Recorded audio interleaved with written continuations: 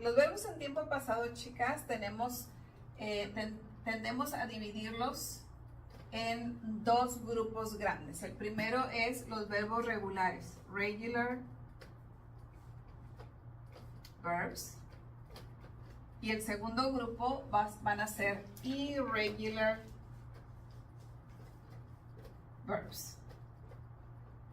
Entonces, esta división es importante, ¿verdad? Porque nos vamos a dar cuenta que este tipo de verbos son realmente verbos muy sencillos, ¿verdad? Por aquí voy a ponerles la carita feliz para que recordemos que nos ponemos muy contentos cuando nos encontramos verbos regulares, porque en realidad son muy sencillos.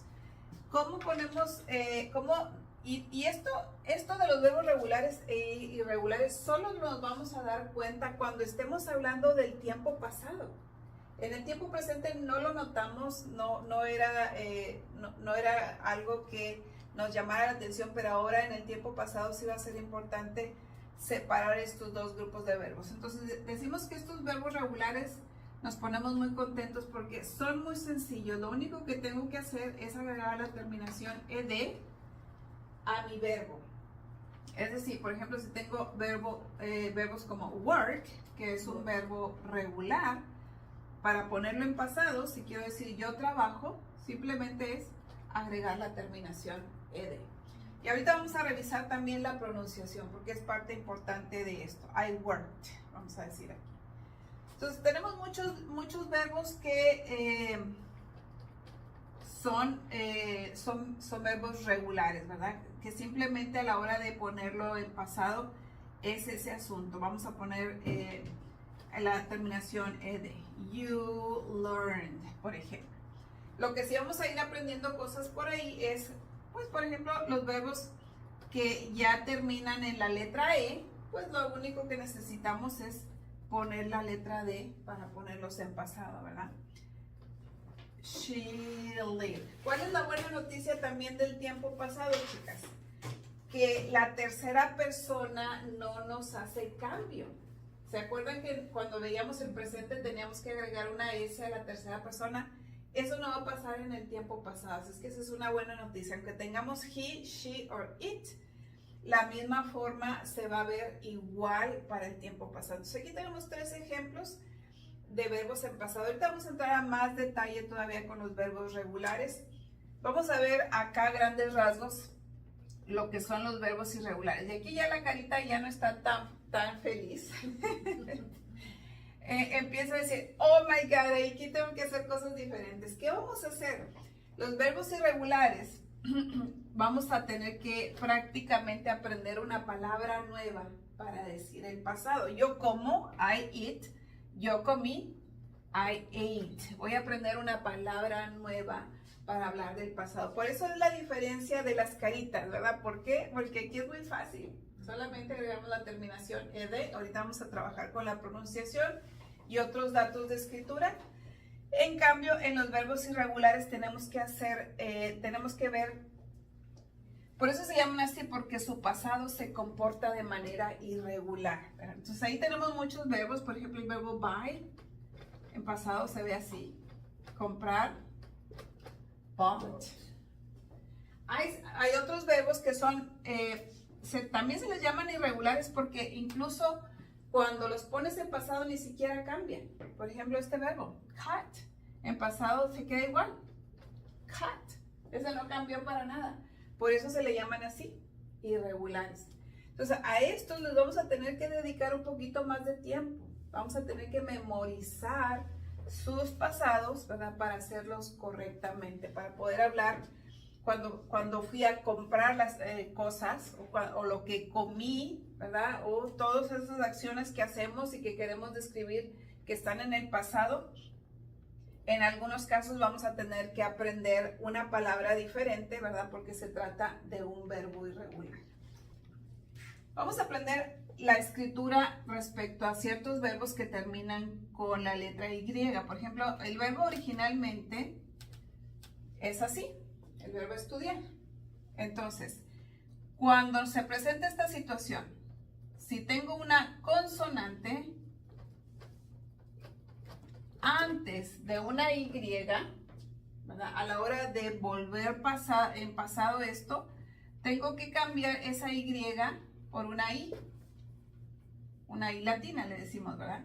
Entonces, mi escritura ahora me va a quedar con una I y aquí es donde voy a poner la terminación ed para el pasado. Entonces, con esos verbos que reúnan esa consonante, fíjense cómo no pasó con el verbo play. ¿Por qué no pasó eso? Porque no tengo consonante, sino una vocal. Cuando tenga vocal, no voy a hacer el cambio, solamente cuando tenga una consonante antes de la Y. Vamos a ver otro ejemplo con cry. Cry es otro caso. Cry. Tengo una consonante antes de la Y, entonces mi pasado va a quedar. Cry. Exacto. Cry. Cry. Así es como vamos a formar los Yo. pasados con esos verbos que terminen en una Y y tengan antes una consonante. Vamos a ver más casos entonces. Y creo, vamos a ver otro caso de escritura. Por ahí habíamos, este es un tema que creo que lo habíamos tocado en otra clase. Si mi palabra, las últimas 3 letras de mi palabra es una consonante, vocal, consonante, ¿les suena esa reglita? Por ahí la vimos en otra clase. Las últimas 3 letras de mi palabra es una consonante, vocal, consonante. Lo que voy a hacer es duplicar la última consonante antes de agregar la terminación ed. Por ejemplo, fíjense en la palabra plan. Este es un verbo regular. Usualmente le pongo una ed para el pasado, pero mi reglita dice, si termina en consonante, vocal, consonante, entonces duplica la última consonante. Plant. Así es como voy a poner esa palabra en pasado. I plant. Yo planeé. Stop es otro caso. Stop, si observamos las últimas 3 letras de mi palabra, tengo consonante, vocal, consonante. ¿Qué me dice la reglita? Que duplique la última consonante. Entonces, el verbo en pasado me va a quedar de esta manera. You stopped. Tú paraste. Stop. Y último ejemplo. Rob. Significa robar. Igual tengo consonante, vocal, consonante. Voy a duplicar antes de agregar la terminación del pasado. He robbed the bank. Él robó el banco. Entonces, es un caso de escritura que tenemos respecto a los verbos irregulares. En realidad son fáciles, pero sí hay que tomar en cuenta ciertas cositas como la escritura y enseguida vamos a ver la pronunciación también. Entonces, otro dato importante respecto a los verbos regulares que ya dijimos son sencillos porque solamente agregamos terminación ed, pero un dato bien importante es la pronunciación de estos verbos. Vamos a dividirlos en dos grupos. Entonces, si mi verbo, este es el primer grupo, si mi verbo es, digamos, un verbo común y corriente, entonces esta última sílaba, la letra E para nuestros oídos de personas de habla hispana que estamos aprendiendo inglés, suena como una letra muda en realidad, ¿verdad? La letra E suena como una letra muda en todo este grupo. Entonces, no vamos a decir talked, vamos a decir talked.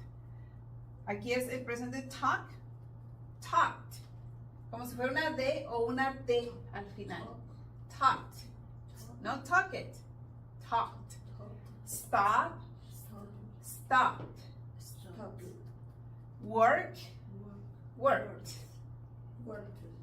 Wash, washed. Walk, walked. Entonces, no es stop it, no es work it, no es wash it y no es walk it, porque la letra E es muda. Aquí es bien importante esa pronunciación. Entonces, una vez más, talked, stopped, worked, washed, walked. Hay algunos libros y algunos profesores que nos dicen, en algunos casos suena como T, en otros casos suena como D. Yo por ahora les diría, no se preocupen tanto si debe ser T o D, porque nuestro sonido natural, nuestra lengua naturalmente va a ser una T cuando se sienta como T, y naturalmente va a ser una D cuando se sienta como una D. Por ejemplo, fíjense en este verbo. Si yo quiero decirlo en pasado, digo worked. ¿Cómo se oye? ¿Como T o como D? Worked. Worked. Como T, ¿verdad? Aunque yo quiera decir una D, no hay manera que mi lengua haga una D ahí. Entonces no me preocupo ahorita por si debe ser T o D, porque en algunos libros sí nos enfatizan mucho. Es que es D, es que es T.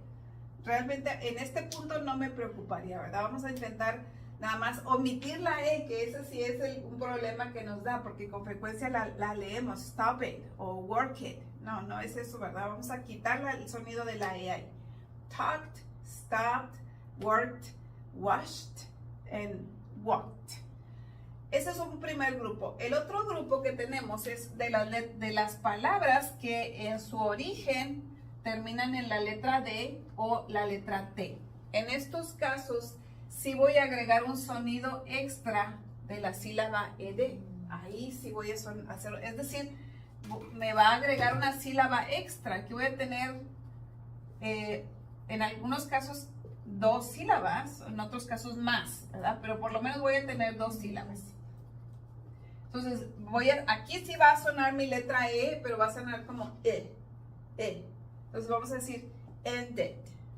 Y aquí sí con ese sonido de sílaba extra. Needed. Counted.